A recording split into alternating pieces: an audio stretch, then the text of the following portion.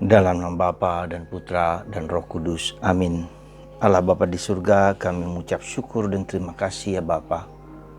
Engkau memberikan kami seorang santo, seorang imam yang sederhana, tapi memberikan dampak yang luar biasa dalam pertobatan, dalam kehidupan umat pada waktu itu. Dialah Santo Yohanes Maria Vianney. Meski bukan orang pandai, tapi kebijaksanaan Allah hidup dalam dirinya. Bantulah kami ya Bapa, supaya para imam-imam kami tidak mengandalkan kepandaian otak mereka semata-mata atau kejagoan dalam berbagai macam hal, kecuali kesucian dalam hidup mereka. Kami berdoa untuk para imam-imam kami ya Tuhan, demi Kristus Tuhan dan pengantara kami. Amin. Santo Yohanes Maria Vianney yang dirayakan pada tanggal 4 Agustus 2020 adalah contoh dan pelindung untuk para imam seluruhnya. Diceritakan dia bukanlah orang yang pandai, sulit sekali untuk belajar dalam bahasa Latin pada waktu itu. Tetapi akhirnya dengan perjuangan, dengan pergulatan ketekunan dan keyakinannya, akhirnya ia ditabiskan dan ditempatkan di sebuah paroki yang jauh dari pusat kota, di kota Ars, semacam di pedesaan yang jauh sekali. Ternyata kesucianlah yang membuat dia menarik banyak orang, terutama dalam sakramen pengakuan dosa. Berbondong-bondong orang datang untuk mohon ampun lewat sakramen rekonsiliasi itu. Begitu banyak orang datang ke sana karena kesuciannya, karena keteguhannya, karena perjuangannya untuk mengizinkan dan membiarkan Tuhan memakai dia, menyentuh, menjamah, mengubah hati banyak orang. Sering saya berpikir, sering saya bertanya pada diri saya sendiri, apakah khotbahku, apakah pengajaranku membuat orang bertobat? Saya mengatakan mungkin 1-2. Dan itu mungkin karena juga apa yang saya sampaikan lebih kepada apa yang saya pikirkan, apa yang saya renungkan, belum sampai kepada Tuhan yang menyentuh, menggerakkan, Roh Kudus yang menggerakkan, berbicara kepada hati setiap orang. Itulah yang mungkin kelemahan kami, para imam, para pastor, para uskup juga. Maka tolong doakan kami semua di hari ini. Dan dalam bacaan pertama hari ini dalam kitab Nabi Yeremia, Tuhan menyatakan bahwa begitu besar dosa bangsa Israel. Sekali lagi, begitu besar dosa bangsa Israel. Sepertinya tidak mampu dan tidak dapat disembuhkan, tidak dapat diperbaiki, tidak dapat tersembuhkan, sangat parah. Dosamu begitu besar jumlahnya, ya, dan telah melakukan ini semua kepadamu. Aku telah melakukan semuanya ini padamu. Dosa besar, kesalahanmu begitu banyak. Tetapi meskipun demikian, Tuhan berjanji lewat Nabi Yeremia bahwa Tuhan akan memulihkan sampah, katakanlah, kotoran-kotoran bangsa Israel itu menjadi perjanjian antara umat Israel dan Allah. Dikatakan pada akhir teks ini, maka kamu akan menjadi umatku dan aku menjadi Allahmu. Meski dosa Israel begitu besar, Tuhan tetap mau mengadakan perjanjian dengan orang yang tidak pantas. Luar biasa. Saudaraku terkasih, Tuhan juga demikian dengan kita. Berapa banyak dosa kita, berapa banyak kesalahan kita, berapa banyak kerapuhan kita yang telah melukai hati Allah. Tetapi Tuhan tetap sayang dan cinta kepada kita, tetap memberi kesempatan kepada kita untuk bertobat. Nah, kuncinya adalah sungguh-sungguh adalah pertobatan. Pertobatan dimulai dengan kejujuran diri sendiri untuk mengenal, mengetahui segala kerapuhan, kekurangan kita. Ketika kita tidak jujur dengan diri sendiri, pertobatan menjadi mustahil. Maka kita lihat dalam bacaan Injil hari ini ketika orang Farisi, orang Yahudi yang mempersoalkan hal-hal yang sepele, soal adat istiadat, soal makan, soal minum, soal hal-hal yang lahiriah gitu. Pertobatan bukan hanya perubahan perilaku dari tidak mencuri, ya, tidak mengatakan hal-hal yang sepele, bukan. Tapi pertobatan itu adalah sikap batin yang di dalam, ya, metanoia, kembali kepada Tuhan. Ya, bukan hanya sekedar perubahan perilaku tertentu. Meskipun itu tetap penting, meskipun tetap perlu. Buah dari pertobatan adalah perubahan perilaku, tetapi akarnya adalah suatu mentalitas yang berakar, bersumber pada Tuhan. Nah itulah, disitulah kita lihat pertobatan yang sungguh-sungguh dibutuhkan oleh kita di zaman ini. Ya, dibutuhkan oleh kita di zaman ini. Maka sebetulnya kalau kita perhatikan, salah satu aspek positif dari coronavirus adalah mengajar orang, mendidik orang untuk tidak terpaku pada hal-hal lahiriah, pada ritual liturgis, pada hukum-hukum yang kita jalankan. Tapi lebih dalam daripada itu pertobatan batin. Ya. Pada suatu sikap batin untuk kembali kepada Tuhan.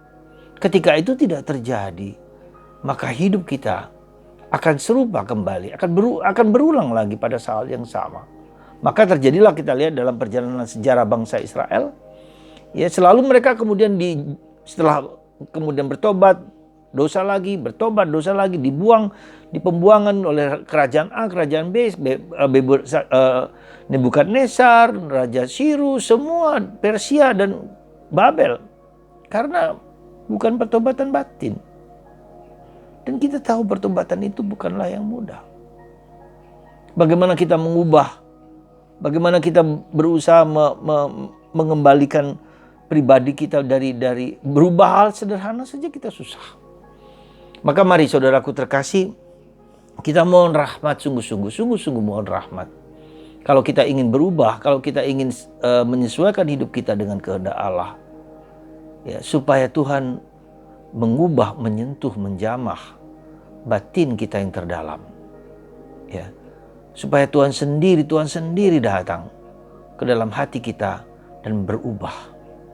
Jujur kalau saya katakan, saya sering kali melihat YouTube bagaimana pertobatan saudara-saudara kita yang beragama Islam menjadi Kristen, ya. Tuhan sendiri datang menyentuh, menjamah, mengubah lewat mimpi, lewat pemahaman yang dalam akan kitab mereka sendiri. Di sana mereka menemukan sesuatu kedamaian. Mereka menemukan sesuatu perjumpaan dengan Yesus. Yesus yang menyentuh mereka dan membuka mata mereka. Ya, kebencian itu akhirnya menjadi benar-benar cinta kepada Yesus. Karena Yesus Tuhan. Tak bisa dikalahkan oleh pemikiran, oleh kebohongan, oleh ucapan-ucapan manusia tentang Yesus. Gak bisa.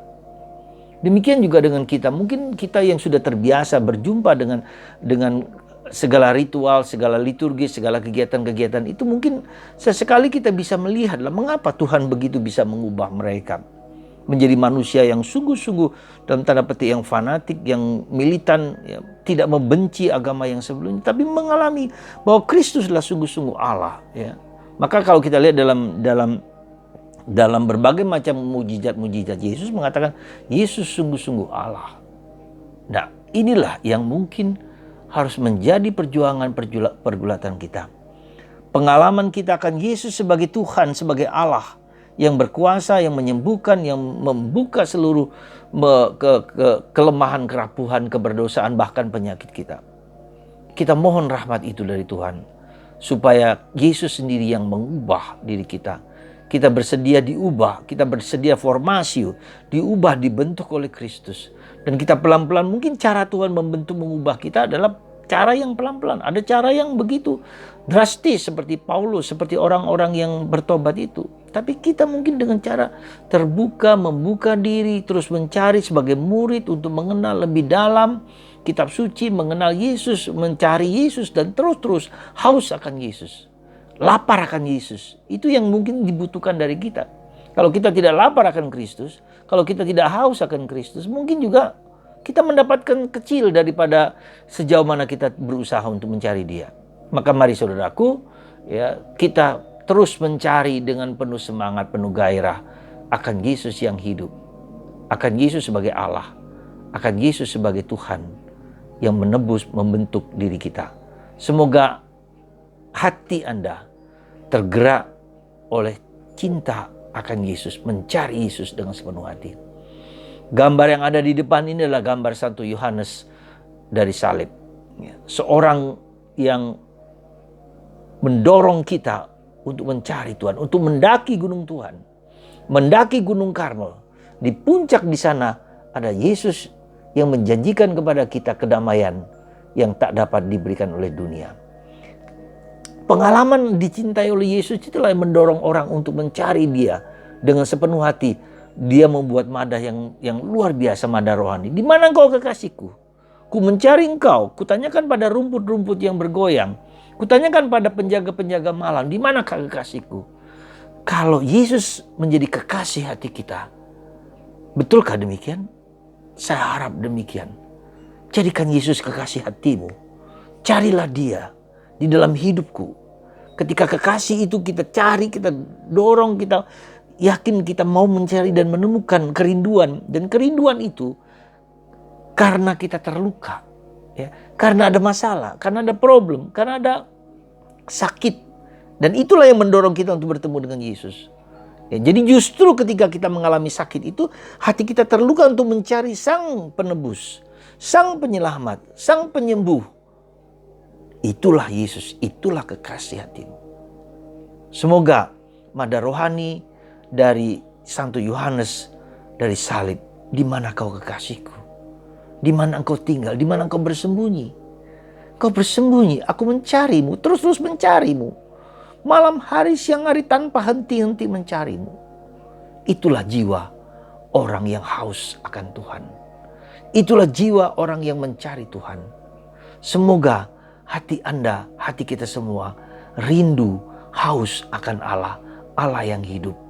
Allah yang sungguh, ya, yang dapat memenuhi seluruh kebutuhan kita. God is everything. Yesus segala-galanya bagiku. Dialah yang memberikan jawaban atas kerinduan, atas kelaparan, kehausan, kedahagaan kita. Jesus is the answer. Yesus adalah jawabannya. Lihatlah Yohanes dari salib. Di mana engkau kekasihku? Aku mencarimu. Aku mencarimu, kekasihku. Ku cari di manakah engkau? Semoga bara api ini membakar dalam hati Anda untuk mencari Yesus, Sang Sumber keselamatan. Amin. Bapa di surga, berkatilah anak-anakmu ini supaya engkau membakar hati semua orang sehingga mereka mencari hanya Yesus, bukan yang lain. Di mana engkau bersembunyi, karena Yesus telah melukai hati kita, telah membakar hati kita untuk mencarinya dimanapun juga, kapanpun juga, dalam situasi apapun juga. Tuhan, berkatilah kami semua, bakarlah hati kami seperti hatimu sendiri. Dalam nama Bapa dan Putra dan Roh Kudus. Amin.